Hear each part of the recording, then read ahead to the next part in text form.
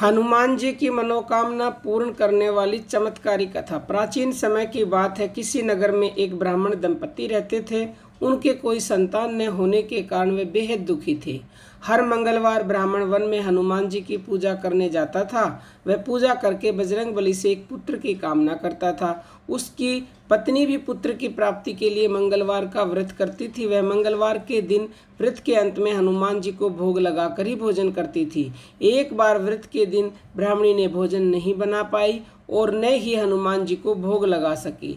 तब उसने प्रण किया कि वह अगले मंगलवार को हनुमान जी को भोग लगाकर ही भोजन करेगी।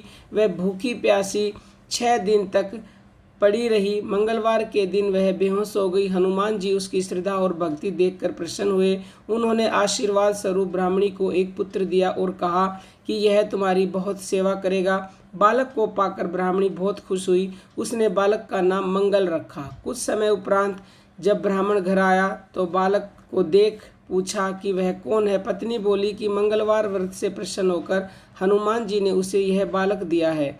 यह सुनकर ब्राह्मण को अपनी पत्नी की बात पर विश्वास नहीं हुआ।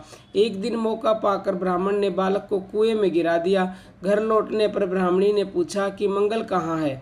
तभी पीछे से मंगल मुस्कुराकर आ गया। उसे वापस देखकर ब्राह्मण चौंक गया।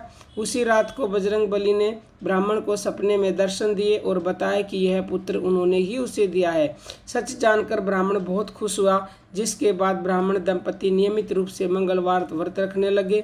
मंगलवार का व्रत रखने वाले मनुष्य पर हनुमान जी की कृपा अपार होती है, समस्त मनोकामनाएं पूरी होती हैं। बोलिए वीर बजरंग बली की जय। जय श्री राम।